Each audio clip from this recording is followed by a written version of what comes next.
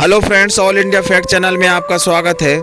आज हम आपको क्राइम दुनिया की ओर ले चलते हैं, जिसमें एक नाम आता है जॉर्ज स्टेनी। हाँ जी, 14 साल का बेगुनाह लड़का जिसे 10 मिनट में सुना दी गई मौत की सज़ा। फिर 70 साल बाद जिसका सच आया सामने, वही सच हम आपको अपने चैनल के माध्यम से बता रहे हैं। दोस्तों, अमेरिका के इतिहास का वो दर्दनाक मामला जब 14 साल के मासूम को इलेक्ट्रिक चेयर पर बैठाकर 5380 वोल्ट का करंट लगाकर मौत के घाट उतार दिया गया। उसका कसूर बस इतना था कि वह अश्वेत था, अर्थात वो काला था। उसे 2 लड़कियों की हत्या का दोषी ठहराया गया और सजाए मौत दे दी गई। 70 साल बाद पता चला कि लड़का बेकसूर था। दोस्तों, 20वीं सदी का वो मामला जिसे 14 साल के बच्चे को उस गलती के लिए सजाए मौत दे दी गई जो उसने कभी की ही नहीं थी। मामला अमेरिका का है। यहाँ 2 बच्चियों की हत्या के आरोप में 14 साल के बच्चे को बिना किसी जांच के उठा लिया गया। यहाँ तक कि उसे सफाई देने तक का मौका नहीं दिया गया। फिर कोर्ट ने भी उसे मौत की सजा सुनाने में देरी नहीं की और मासूम को इलेक्ट्रिक चेयर पर बिठाकर करंट देकर मार डाला। लेकिन 70 साल बाद जब पता चला कि वो बच्चा निर्दोष था, तो दुनिया को अमेरिका की इस गलती के लिए बहुत गुस्सा आया। इस मामले ने एक तरह से अमेरिका की न्याय प्रणाली पर सवाल उठा दिया गया और आगे चलता ही गया।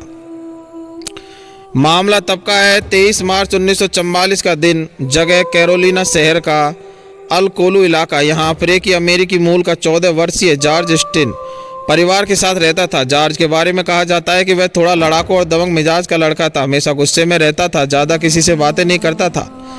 23 मार्च 1944 को जॉर्ज अपनी छोटी बहन और कैथरीन के साथ घर के पास खेल रहा था।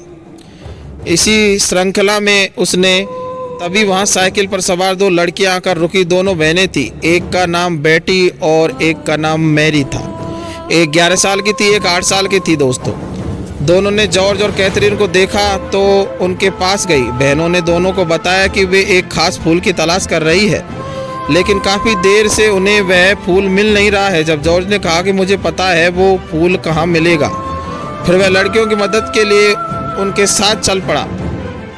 उसकी बहन कैथरीना भी उसके साथ थी। फिर बाद में जॉर्ज और कैथरीन वापस घर आ गए।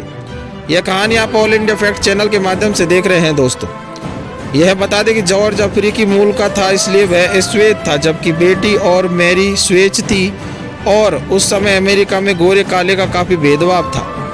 उधर शाम हो गई, लेकिन बेटी मैरी अब तक घर नहीं पहुंची थी। दोनों ने माता पिता परेशान हो गए। तब उन्हें पता लगा कि लड़कियों को अंतिम बार जॉर्ज और कैथरीना के साथ देखा गया था। बेटी मैरीना के माता पिता जॉर्ज के घर पहुंचे और उनकी बेटियों के बारे में पूछताछ की। जॉर्ज ने बताया कि वो लोग उन्हें फूल वाली जगह छोड़कर वापस घर आ गए थे। इसके बाद उन्हें क्या हुआ यह मालूम नहीं।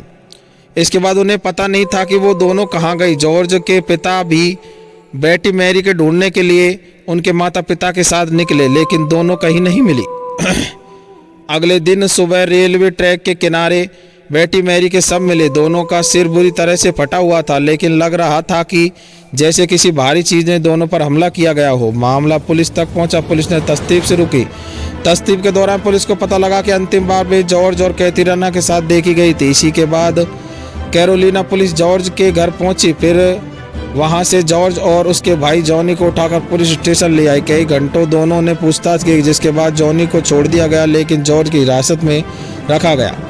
फिर कुछ ही घंटों के बाद पुलिस ने बयान जारी किया कि जॉर्ज ने अपना गुनाह कबूल कर लिया है। पुलिस ने बताया कि मुताबिक जॉर्ज बेटी के साथ जबरदस्ती करना चाहता था, लेकिन उसके साथ मैरी भी थी, इसलिए उसने सोचा कि पहले मैरी को मार देता हूँ, फिर बेटी के साथ ज़बरदस्ती करूँगा। इसके बाद जॉर्ज ने जैसे ही मैरी के सिर पर बड़े पत्थर से वार करने लगा तो बेटी बीच में आ गई।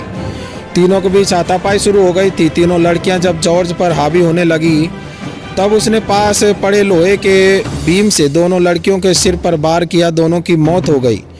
जॉर्ज वहां से घर चला गया। इसी बीच उस शहर के काउंटी डिप्टी अफसर मिस्टर SS न्यूमैन ने लिखित स्टेटमेंट दिया कि जॉर्ज ने अपनी गलती मान ली है। हालांकि उस लिखित स्टेटमेंट में कहीं भी जॉर्ज के साइन नहीं थे। फिर भी जॉर्ज 3 महीने तक हिरासत में रहा। इसी बीच जब ये बात पूरे शहर में फैल गई कि जॉर्ज के पिता को नौकरी से निकाल दिया गया, उसके घर को भी खाली करवा दिया गया। वहीं इस पूरे ट्रायल के दौरान जॉर्ज के परिवार वालों को उससे मिलने तक नहीं दिया गया दोस्तों। उस समय सजाए मौत का तरीका इलेक्ट्रिक चेयर पर बैठाकर कर्ण देखकर मानना था। हालांकि उस सजा के खिलाफ भी ऊपरी अदालत में अपील नहीं करने दी गई। जॉर्ज के परिवार को धमकाकर शहर से बाहर पहले ही कर दिया गया।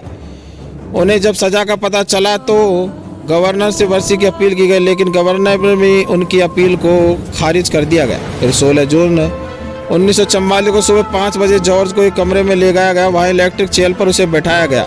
उसके हाथ पांव बांधे गए, लेकिन वह चेयर पर फिट नहीं बैठ रहा था क्योंकि उसकी हाइट कम थी। फिर आनन फानन में वहाँ पड़ी किताबों को चेयर पर रखकर जॉर्ज को उस पर बैठाया गया ताकि उसका सिर लोहे की कैप तक पहुँच सके। फिर जैसे ही उसे लोहे की कैप पहनाई, उसे 5380 वॉट करंट का जोरदार झटका दिया गया। चंद सेकंड में जॉर्ज की मौत हो गई दोस्तों। फिर 70 साल बाद मामला खुलासा हुआ। ये साल 2013 में कुछ लोगों के इस केस में दिलचस्पी दिखाई और रिसर्च शुरू की। उन्हें लगा कि जॉर्ज के साथ नाइंसाफी हुई है, इसलिए 70 साल बाद जनवरी 2014 में फिर से केस को ओपन किया गया। फिर जब जॉर्ज जांच शुरू हुई तो ऐसी बात खुलकर सामने आई कि जिससे सभी के होश उड़ गए। दरअसल लड़कियों की पोस्टमार्टम रिपोर्ट में कहा गया था कि दोनों पर किसी भारी चीज से हमला किया गया था, वो भी जोर जोर से कई बार किया गया था, जिससे उसकी मौत हुई। उस समय पुलिस ने उस लोहे के बीम को कस्टडी में रखा था जिससे दोनों पर वार किया गया था। अब जब दोबारा उस चीज़ की जांच हुई तो पता चला कि उस लोहे की रोड का वजन 20 किलो था। बेकसूर निकला था जॉर्ज। अब यहाँ सवाल उठता है कि इतना छोटा बच्चा इतने भारी बीम के से लड़कियों पर ताबड़तोड़ कई बार कैसे मार सकता है। यही कहानी आप ऑल इंडिया फैक्ट चैनल के माध्यम से देख रहे हैं। अगर हमारी कहानी पसंद आ रही है तो हमारे चैनल को लाइक सब्सक्राइब करें तथा शेयर बटन दबाना ना भूलें। धन्यवाद दोस्तों।